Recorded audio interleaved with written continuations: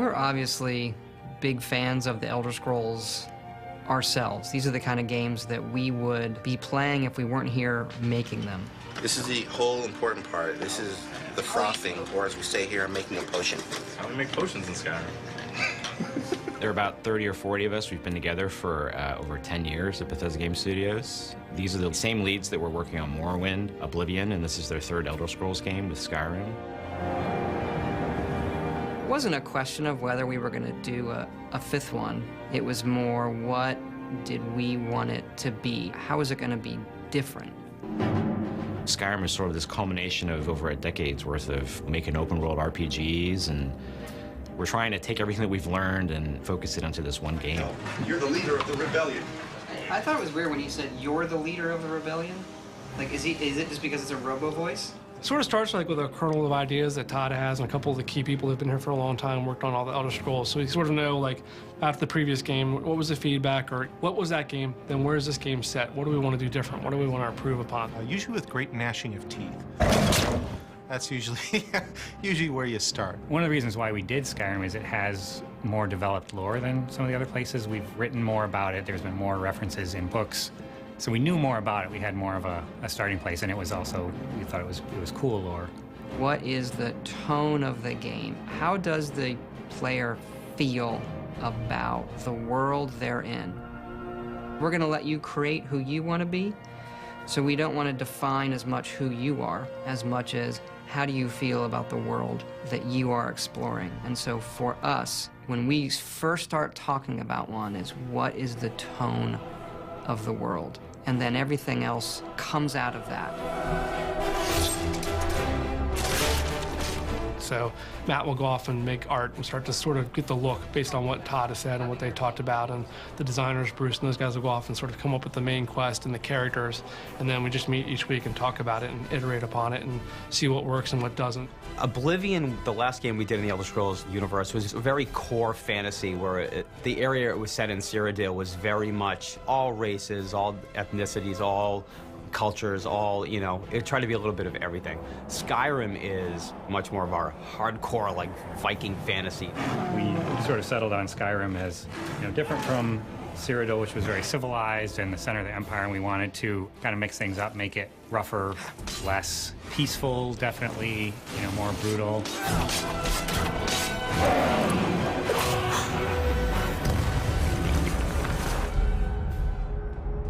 Skyrim starts the way every Elder Scrolls game starts. You're a prisoner, you don't have a background. And it's sort of like an Elder Scrolls tradition. We want the player to fill in those blanks, you know, with their own imagination. You were trying to cross the border, right?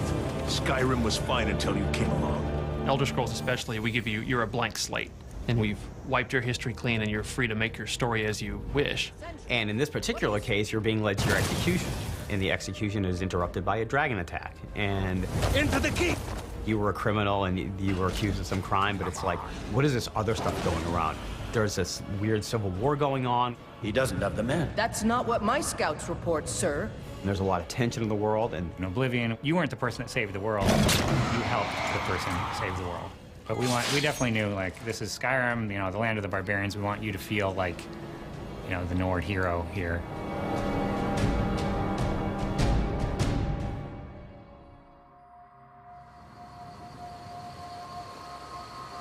What is it now, Mother? A dragon! I saw a dragon!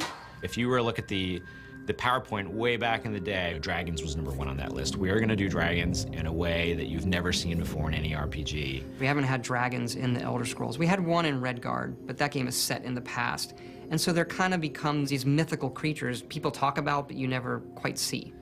You know, there have been rumors of dragons coming back, and no one's really believed it because, as far as anyone knows, dragons are gone from the world.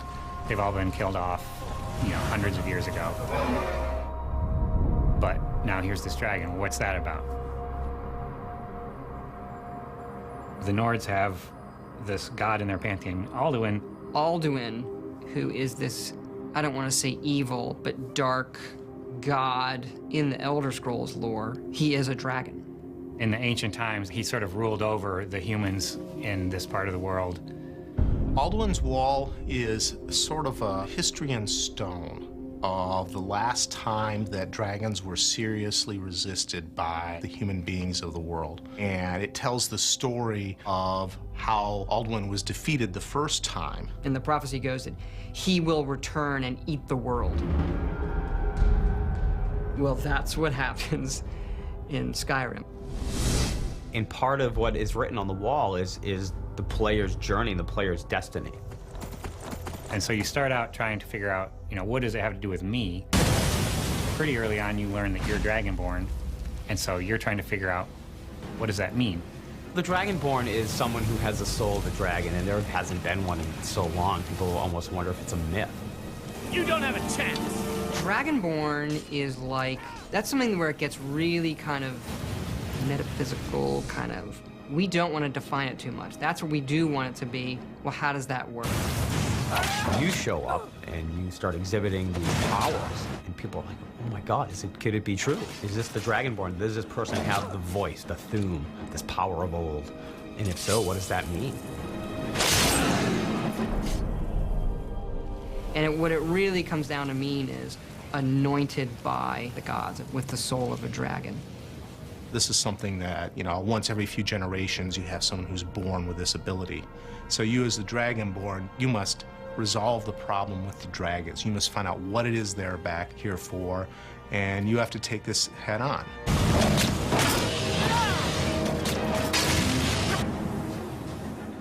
Part of it is a mystery, and then once you have okay, this is what's actually going on, then it takes on a more adventurous, less mysterious tone.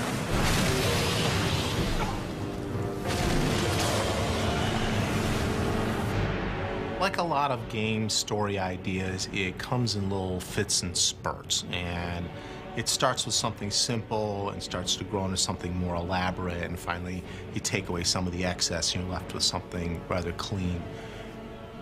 For us, it started with a very simple concept of dragons. If we're going to do dragons, we need to do dragons right, because it's a big deal. This isn't something you can just, oh yeah, there's another creature like a bear walking around in the woods. Part of our challenge was to make the dragons familiar without being 100% cliche.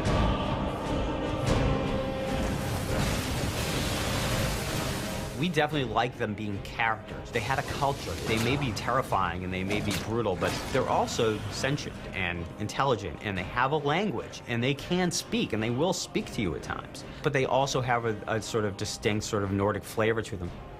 And they're big. We wanted the dragon to feel very majestic, so we were looking at, well, how do eagles soar and that sort of thing. But on ground, we wanted them to be a little bit more primal and reptilian in nature. A lot of it is analyzing real-world analogs. So we'll look at bat footage, we'll look at bird footage. It's trying to research so that we're not making a fantastical creature be unbelievable. It may be a fantastical creature, but it still has to feel like it has weight. It still has to feel like it could exist in this environment. Trying to make dragons feel authentic is, for us, more important than making them feel unique, special, and completely and utterly different. You make the experience of it feel so real that that's what becomes important. The authenticity is what matters to us.